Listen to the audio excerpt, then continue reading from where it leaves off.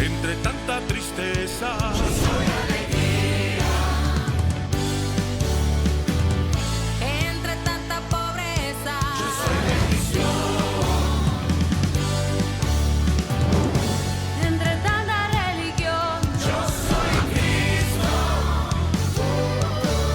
Entre tanto rencor, Yo soy perdón. entre tanta muerte, yo soy vida. Nueva iglesia soy. Nueva iglesia. Nueva iglesia soy. Nueva iglesia soy. Nueva iglesia soy.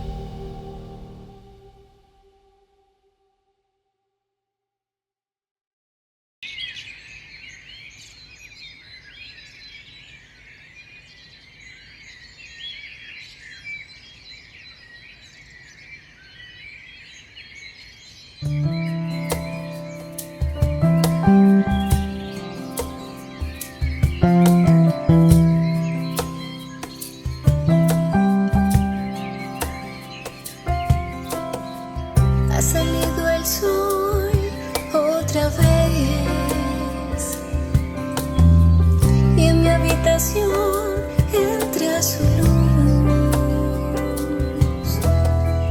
Cuando abro mis ojos, cada nuevo día en mi corazón rebosa la alegría.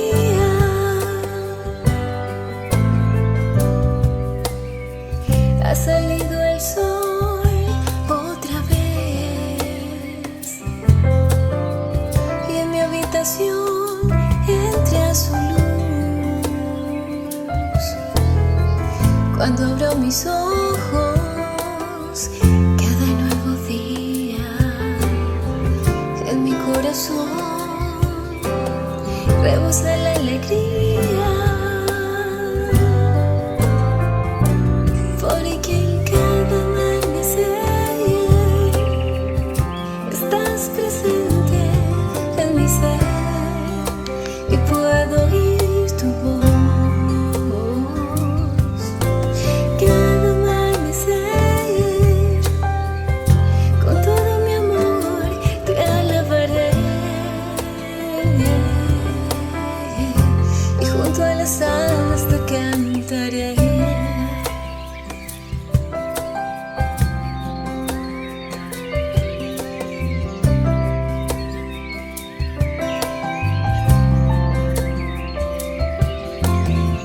Ha salido el sol otra vez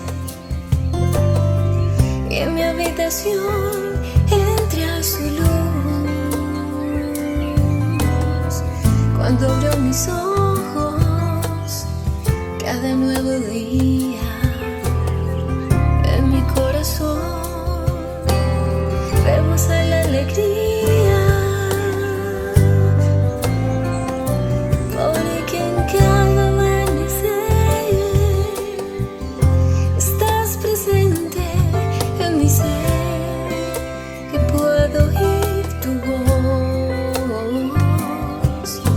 En cada amanecer, con todo mi amor te alabaré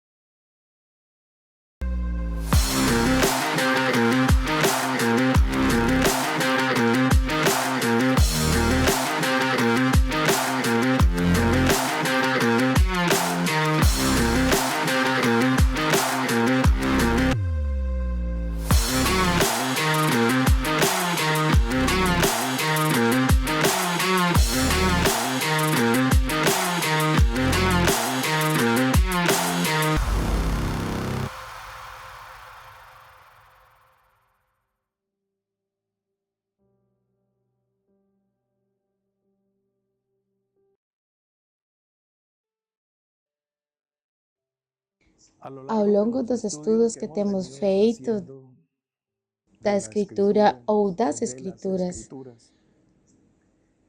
tocamos diversos temas, encontramos figuras, sombras, tipologias, alegorias, porque estamos fazendo uma viagem no plano espiritual, pelo Espírito, entendendo e traduzindo o que nos dizem as letras, as figuras, as sombras. Mas sabemos que seu significado e o ensinamento que nos traz é espiritual. Então, estamos aqui também. Então, cada coisa tem um significado e já temos isso claro. Temos que ir mais fundo nisso. Assim, por exemplo, fizemos um estudo dos 7 dias que o livro de Bereshit relata no primeiro capítulo. E nós podemos ver como figurava-se e prefigurava-se e desenhava-se o castiçal e a menorá. E como Cristo também foi prefigurado e tipificado no capítulo 1 de Gênesis. Então,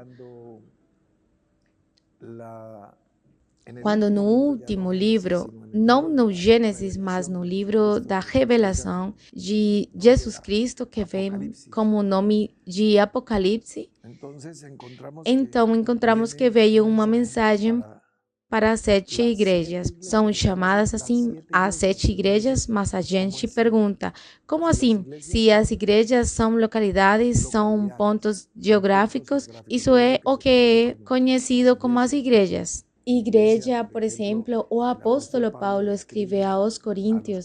O que é isso? Bem, a igreja que está em Corinto. Para os romanos, o que é isso? Bem, a igreja que está em Roma. Aos filipenses, a igreja que está em Filipos. Aos colossenses, a igreja que está em Colossos. Nenhuma delas é levada em consideração, nenhuma daquelas que acabei de mencionar nestas chamadas 7 igrejas que são Efésios, Mirna, Pérgamo, Tiatira, Sardes, Filadélfia e Laodiceia. Não, mas isso tem que ter outro significado. E diz que os 7 candelabros que você viu são as 7 igrejas. Novamente, nos relata, abre Gênesis com a visão do castiçal ou do candelabro e suas 7 ramificações ou suas 7 lâmpadas e termina com a mesma visão. Então, já estamos vendo, se me permite uma coisa em latim, o modus operandi do Espírito para usar certas figuras, certas alegorias para entender mais claramente. Vou compartilhar um texto que é atribuído ao profeta Isaías. Capítulo 4 diz assim: E 7 mulheres naquele dia lançarão mão de um homem, dizendo: Nós comeremos do nosso pão e nos vestiremos do que é nosso. Tão somente queremos ser chamadas pelo teu nome. Tira o nosso opróbrio. Não é necessário ser um grande exegeta para perceber que o relacionamento entre igreja e mulher não é tão difícil. Não é uma ponte que não pode ser atravessada.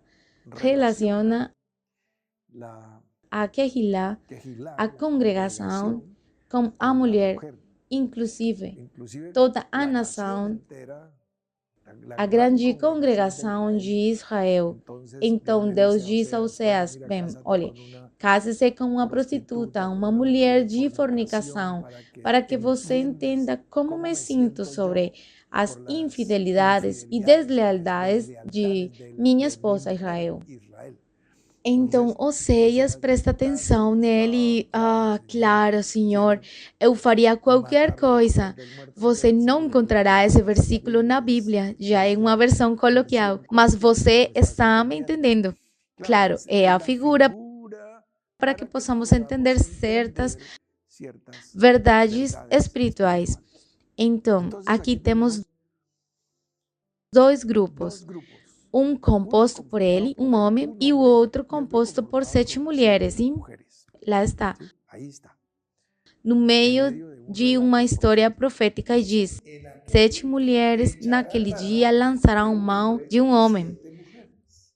E qual é o discurso? E qual é a palavra dessas 7 mulheres? Nós comeremos do nosso pão. Ou seja, você não precisa nos dar a comida. Se Cristo é o marido e a igreja é a esposa, e esse é um anúncio profético de 7 tipos de igrejas, esta unidade, esta hidra de 7 cabeças, diz: nós não recebemos a palavra que o marido, a cabeça, a autoridade nos dá. Não. Nós comemos o nosso próprio pão. Produzimos a nossa própria mensagem. Interpretamos, decidimos, ou seja, somos livres. Somos livres pensadoras. Sim. É um feminismo espiritual de uma nova ordem bem interessante. Comeremos nosso pão e vestiremos nossas roupas. Já sabemos então que o alimento nem só de pão viverá o homem, mas de toda a palavra que sai da boca de Deus. Quando nos fala do pão, é o que Deus nos traz através de sua palavra. Nós comemos do nosso pão, não é nenhuma revelação da palavra, não. E vestido diz que as roupas são as obras que fazemos. Então, vamos nos vestir com nossas próprias roupas. Já não tem que ser linho fino, nem tem que ser roupas brancas. Se vestem como querem, ou seja, fazem sua vontade.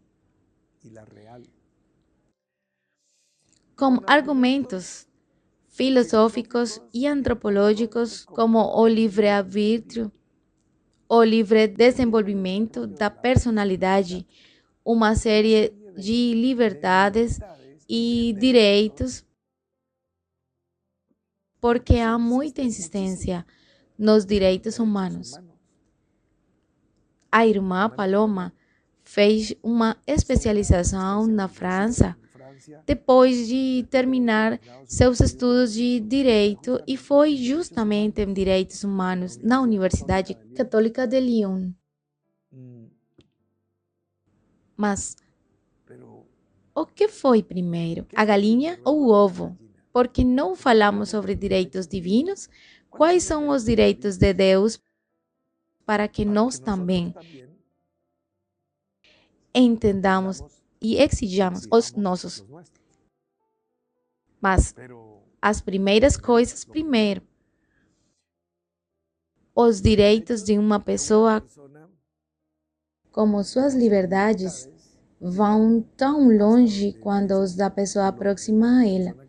Você tem o direito de exercer o seu direito desde que não ultrapasse o direito do próximo. É simples. Nós comeremos do nosso pão e vestiremos nossas roupas, ou seja, nas congregações, nas igrejas, nós como forma de apresentar aquela mulher com 7 cabeças. Não estamos falando indiretamente da cidade das 7 colinas, daquela Roma, não estou fazendo isso. Não estou falando ou dizendo que a Babilônia, a grande prostituta, é a Igreja Católica. Não estou dizendo isso e não vou dizer isso. Se você está esperando que eu diga, Eu não vou dizer por várias razões. Porque eu acho que não. E dois, porque há muito mais para falar disso. E a gente tem que ser bem cuidadosa. Então, tão somente queremos ser chamadas pelo teu nome. Isso sim é um singular, o nome do homem. E como Deus o exaltou, sobremaneira lhe deu um nome que está acima de todo nome, pois bem, essas mulheres que querem exercer sua liberdade e seu livre desenvolvimento de personalidade e seu livre arbítrio querem tomar o nome exaltado, o nome que está acima de todos os nomes. E também lhe pedem, remova nossa desgraça, estamos sobrecarregadas, temos vergonha, temos um peso nos ombros, uma vergonha. Ter falhado, ter pecado, mas se você se juntar a nós, pois então não somos mais uma mulher qualquer na estrada, mas seríamos a mulher deste grande Senhor. Mas não vamos seguir o que você diz. Não vamos comer esse pão. Não vamos fazer o que vos diz. Nós nos vestimos como queremos, mas seremos sua esposa porque vamos levar seu nome. Vamos nos mudar. Por exemplo, nós somos a Igreja de Jesus Cristo, Igreja do Senhor, a Igreja de Deus. E você vai ouvir, pois que o nome está tomado. Tem um nome que você vive, mas você está morto. E tira o nosso opróbrio. Esse é o negócio que elas estão propondo. E não dizem mais nada. E continua dizendo, naquele dia o renovo do Senhor será. E a gente se pergunta, mas o que este versículo está fazendo ali? Essa é uma pergunta que você pode se fazer. Não estou me referindo exatamente ao capítulo 4, versículo 1. Não, eu não estou falando sobre isso. Isso é do século 13. Isso não tem que haver como você ser confundido com isso. Mas, tematicamente, é um julgamento contra as filhas de Sião. Teus homens cairão a espada e teus poderosos na peleja, e as suas portas gemerão e pranterão, e ela desolada se assentará no chão. E 7 mulheres naquele dia lançarão mão de um homem. Está falando sobre as filhas de Sião, ou seja, a Escritura nos diz que, como a mãe, assim são as filhas. Então, há uma tendência, não estamos falando de mulher como gênero. Não estamos falando de batalha dos sexos. Não tem nada a ver com a genitalidade. Estamos falando sobre o significado do que é masculino e feminino. Já sabendo que existem sombras e figuras e tipologias, então podemos entender mais claramente, por exemplo, o que esse rei que se chamava Josias fez. Tinha Josias 8 anos de idade quando começou a reinar. Sim. Capítulo 22 de 2 de Reis. E reinou 31 anos. Ele fez um monte de coisas. Ele fez coisas interessantes. Vou ler para vocês algumas reformas de Josias, capítulo 23 de 2 Reis, por exemplo. 2 de Reis, capítulo 23, versículo 7. Vou ler o sexto para contextualizar. Também tirou da casa do Senhor o ídolo do bosque. Ou seja, na casa do Senhor havia uma imagem de Acera. Levando-o para fora de Jerusalém até ao ribeiro de Cedrom, e o queimou junto ao ribeiro de Cedrom, e o desfez em pó, e lançou o seu pó sobre a sepultura dos filhos do povo. Eram, portanto, as valas comuns dos que não tinham como ser sepultados e dos estrangeiros. Lá jogou as cinzas da imagem de um ídolo, de uma estátua de cera que tirou do templo em Jerusalém. Interessante. Quando se estuda o templo, ninguém diz onde está a estátua de cera, mas dizem onde estão os leões, onde estão os bois, onde está o trono de marfim, onde está a menorá e onde está a estátua de cera. A que Josias tirou quando fez suas reformas. Ela estava dentro do templo e eles adoravam e havia mais. Vamos continuar lendo. Também derrubou as coisas dos sodomitas que estavam... Não tenho meus óculos. Onde era que estavam? Na casa do Senhor. Ele derrubou os lugares de prostituição e idolatra que havia na casa do Senhor, nas quais as mulheres teciam casinhas para cera. Ou seja, havia rituais e lá estavam no templo que Salomão construiu. Havia mulheres dedicadas à prostituição.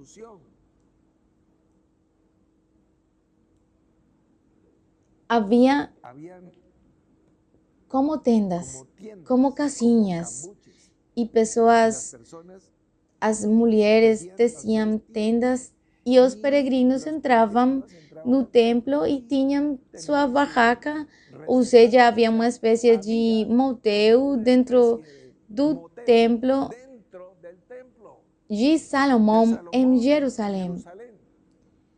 Você não costuma ouvir pregar isto em sua igreja? É o que a Bíblia diz que eu leio. Você diz, mas como chegou a esse ponto? Pense na sua vida. Como você pode chegar a certos extremos e não parar desde o início?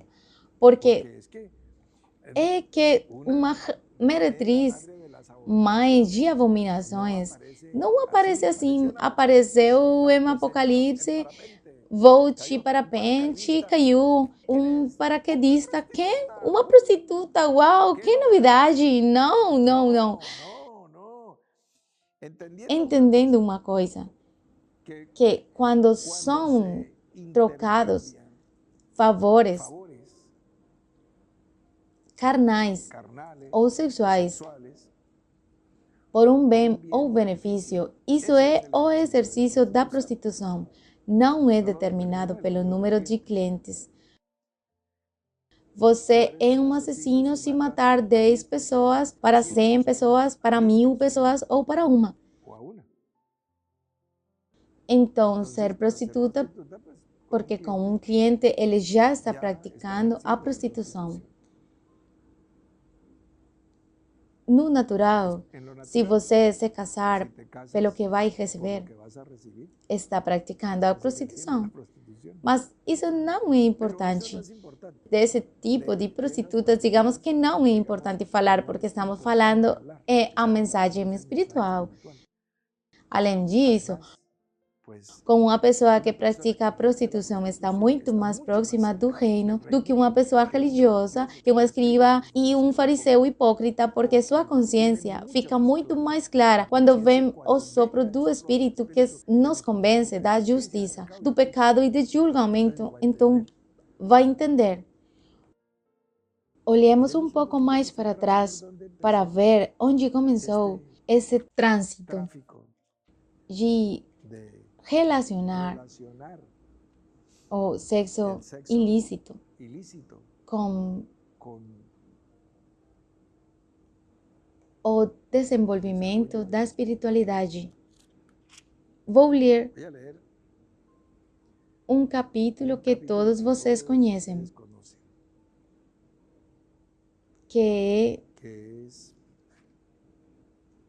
o capítulo 37 do livro de Êxodo. É a mobília do tabernáculo. Isso é lindo. Tudo. a menorá, o altar de ouro, o altar de bronze, tudo, até a Arca da Aliança, todos os móveis que estão lá, a mesa dos pães, da proposição, tudo. Fez isso, ele fez aquilo, fez o altar assim, fez postes de madeira, ele fez e colocou os postes nas argolas. Capítulo 38, versículo 8, também fez a pia de cobre, assim, tão fofo. Nós a vimos nos tabernáculos e sua base de cobre, oh, que gracinha. Dos espelhos das mulheres, sim, dos espelhos das mulheres, tipologia da visão que existe nas congregações que contém a água da palavra. Sim, continuamos lendo sobre os espelhos das mulheres que se reuniam para servir à porta da tenda da congregação. As tribos eram 3 ao norte, 3 ao sul, 3 ao leste e 3 ao oeste. E havia um grupo de mulheres na porta do tabernáculo vigiando, isto é, à noite. E pagaram tributo. Espelhos. Claro. A teologia que quer que tudo seja cor-de-rosa, que isto seja, digamos, uma história como Disney World. Então, não quer que a Virgem Maria tenha tido reações sexuais com ninguém, muito menos com seu marido. Ela se casou apenas para orar com José. Orar e fazer jejum, de repente, sim. Então, quando a Bíblia diz que os filhos de Maria e os irmãos de Jesus, que não, isso não, ali não diz isso. Irmão quer dizer, pois somos irmãos. Você e eu somos irmãos em Cristo, então eles também eram da família, podiam ser primos de segundo grau, podiam ser filhos de José, que ele susteve e trouxe para o matrimônio, mas não da Maria. Maria tem que ser virginal para que a figura seja bela. Por quê? Porque fomos ensinados de alguma forma perversa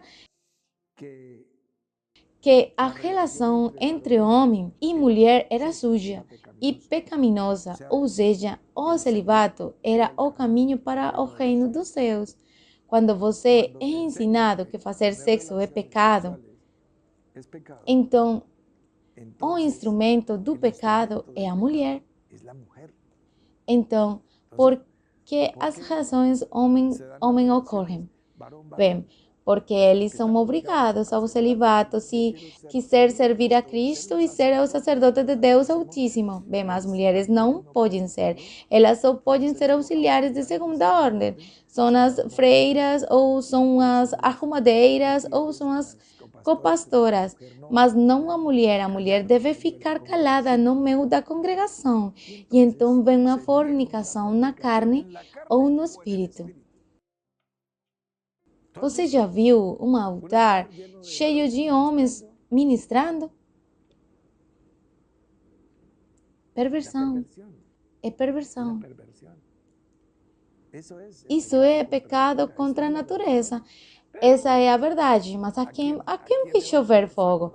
Para Sodoma e Gomorra nas congregações, para aqueles que literalmente têm sua inclinação, mas espiritualmente não, somos ministros do santuário. Aqui está o exercício da prostituição. Claro, a teologia diz que estas eram mulheres piedosas que estavam lá à noite em jejum, em oração. Para quê? Era para isso, era que estavam os sacerdotes. Então, o que aquelas mulheres estavam fazendo ali? Onde aprendem isso? Você acha que o povo de Israel caiu em um meteorito no Sinaí? Não, vem de onde vem? Vem de Ur, dos caldeus. Abraão veio com outros deuses, com outros costumes, e eles se misturam com as culturas semíticas.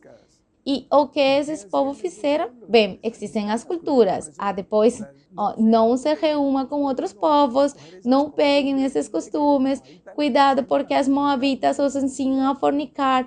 Veja, cuidado com o caminho de Balaão. Eles já sabiam, 400 anos no Egito. Isso sim, é um doutorado e pós-doutorado. E Deus conseguiu tirar Israel do Egito, mas o Egito não saiu do coração, da consciência e dos costumes do Israel. E então, eles tinham o tabernáculo de Quimon, de Kibum, de Refam, não apenas o tabernáculo de Jeová e os costumes para ministrar naqueles tabernáculos. E então, bem, havia mulheres que eram como sacerdotisas, e o jeito era, elas recebiam uma oferenda e o pagamento de seus serviços, e parte era para o templo e parte era para a trabalhadora. Aí está. A questão não é dizer que costumes pervertidos Israel poderia ter, bem, pois todos. Só que você lê mesmo textualmente e literalmente sem fazer a interpretação. Mas isso não é preocupante. O preocupante é que esta é uma jornada de vacinação para que uma situação semelhante não aconteça, que alguém esteja se aproximando em sua condição de alma, mulher, de alguma forma dizendo ao Senhor: levamos seu nome, vou ser de Cristo, mas vou fazer o que quiser, vou me vestir como quiser, apenas tire meu pecado, me lave com seu sangue e me deixe levar seu nome, mas eu como meu próprio pão. Aí estaríamos no drama real. Isso tem que morrer para não ressuscitar, pelo menos entre nós. Isso tem que ser o final do final. Não há espaço para isso. Estou falando espiritualmente. Se você que está me ouvindo e pode estar em sua primeira reunião hoje, você é uma senhorita que pratica a prostituição, bem-vinda ao reino. E já iremos falar de detalhes, oportunidades de trabalho serão geradas. Estamos falando das coisas realmente difíceis de limpar, que são as do coração. As outras demais as podemos limpar com água e sabão. A Escritura não diz isso, que a mulher adúltera diz que o pão tomado às escondidas é agradável, apenas se limpa e pronto. É o que diz o livro de Provérbios, Salomão, que era mais ou menos conhecedor dessas coisas. Bem, então, temos colocado uma vacina? Espero que sim. Ativamos um alerta? Espero que sim. Que o Espírito de Deus sopre neste mês de agosto e remova o que tem que ser removido. Porque se você vai recomeçar, se você vai nascer de novo, você tem que estar completamente preparado para uma nova vida. Desde o início da mesma Páscoa, você tem que estar em condições virgens, não remendáveis. Se não estamos falando espiritualmente. Então, meus amigos, bem, a Escritura diz que 2 ou 3 testemunhas são suficientes para registrar todo o assunto. Há muito mais, mas vamos parar por aí e vamos criar um espaço de alguns segundos com a luz apagada para que tenhamos a oportunidade de refletir sobre o que estamos ouvindo agora. E quando você terminar de olhar o quadro da sua vida, do seu relacionamento com o Senhor e como você está se aproximando dele, Então, vamos ter orações unipessoais, cada um em sua casa, seu apartamento, sua fazenda, no campo, na cidade, onde você estiver.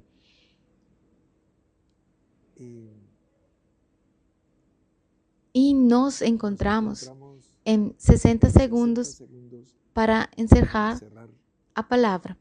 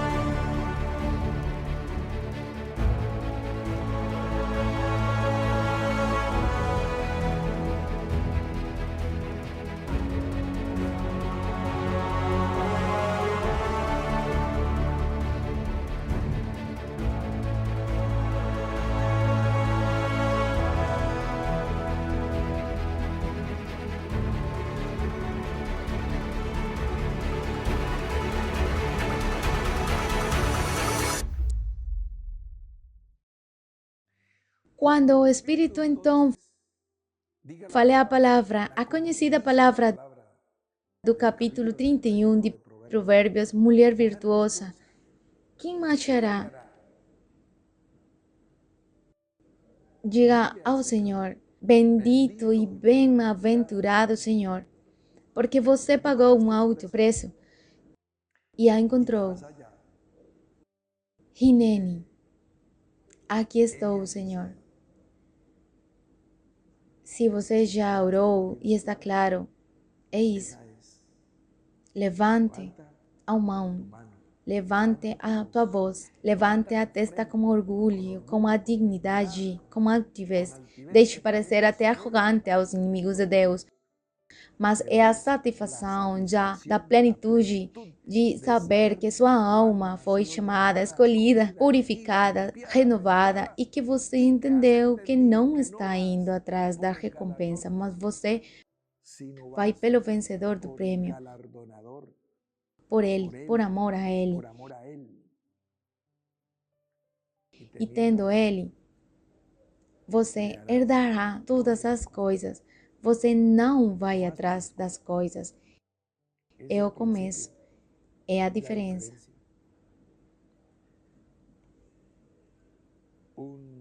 Um fim de semana de invenção, desejando o melhor e, se possível, o melhor do melhor. Vamos terminar nossa reunião, nossa assembleia semanal e nos encontramos novamente na outra semana.